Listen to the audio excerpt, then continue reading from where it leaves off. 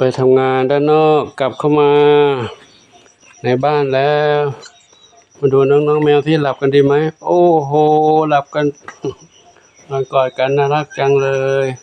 โอ้นอนกอดกันดีนะเนี่ยรักกันดีรักกันดีอันนี้ก็นอนตรงนี้กันนอนหลับกันเป็นแถวๆน้องทองทั้ง3ทองทั้ง4อยู่นี่หมดเลยไหนนอนหลับกันหมดโอ้นอนด้วยเล่นกิ้งเกือกไปหมดเลยนอนในกล่องก็มีนอนในกล่องก็มีนอนบนกล่องอาหารก็มีกินอยู่ก็มีเหรอลูกกินอาหารอยู่ก็มีเหรอปู่ไปดูน้องเด็กๆทำเด็กใหม่ด้วยน้องนอนตรงนี้ก็มีนอนกันที่นี่ก็มีนะไปดูเด็กใหม่ที่อยู่ยังไงกันบ้างปล่อยเขาออกมาเดินเล่นปล่อยมาเดินเล่นอยู่ไหมลูกอยู่กันดีไหมไหนลูกเมียวอ้าวไปไหนล่ะโอ้หายไปไหนแล้ว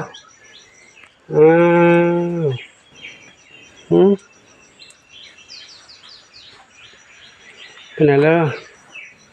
โอ้หนีไปแล้วโอ้กองว่างเปล่าปล่อยออกมาเดินเล่นไม่ใช่เห็นกับปีนไปตรงนี้อยู่ปีนไปขึ้นเสาหลังคาอยู่ที่ไหนล่ะอ้าว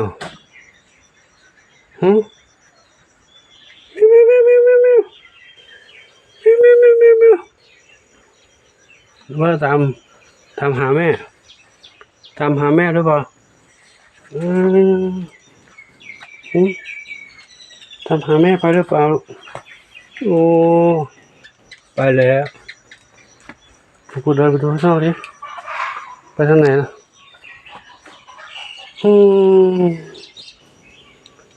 ตอนคืนหนึ่งปล่อยมาคิดว่าเขาจะอยู่หายไปไหนแล้วเห็นดูเขาก็เชื่องๆนะไม่หนีไปไหนลูกอยู่บ้านดีๆไม่ชอบเหรอชอบไปอยู่ป่าหรือว่าแม่พามาว่าแม่มารับกลับใส่มั้งพี่เสียงมีแมวร้องไม่รู้แมวใครมาร้องเป็นแม่เขาหรือเปล่าไม่รู้เดี๋ยวไปเดินไปดูข้างนอกหรือเปล่าโอ้ไปแล้วไปไหนแล้วเด็กน้อยหลวงปู่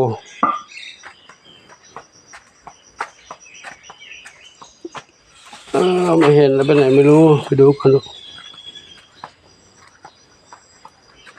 โอ้ต้องเดินตามหาอีกแล้วใครช่วยตามหาเมียน้อยแล้วโอ้ยตามหาเมียน้อยหน่อยอยู่ไหน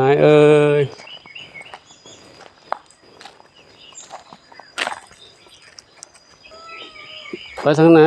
ใครเห็นเมียน้อยบ้างใครเห็นน้องน้อยบ้างน้องเล็กอยู่ไหนน้องเล็กอยู่ไหนโอ้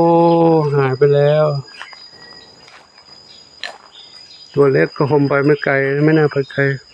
ถ้าแม่ไม่มารับคงไม่ไปไหนแล้วบนหลังคามีไหมเมื่อกี้ปีนไปหลังคาอยู่ปีนหลังคามีหรือเปล่าปีนหลังคาหรือเปล่าไปไหนแล้วแอบอยู่ตรงไหนหรือเปล่าไม่มี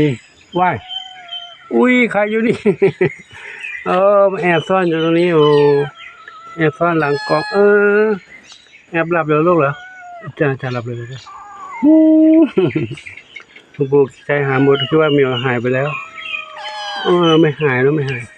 จ้าเก่งโอ้เก่งนะเราอยู่กับหลวงปู่นะอยู่กับหลวงปู่เด็กดีลูกนะแอบอยู่หลังกองข้างกำแพงข้างตะข่ายนี่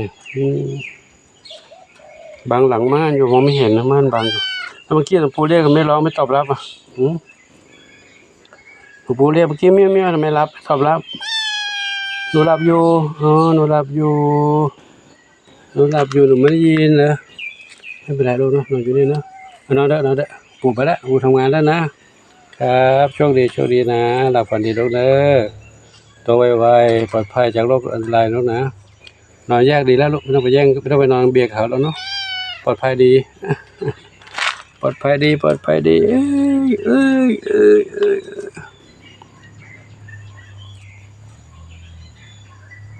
ไปแล้วนะหลวงปู่ไปแล้วปู่ทำงานมาเนอะ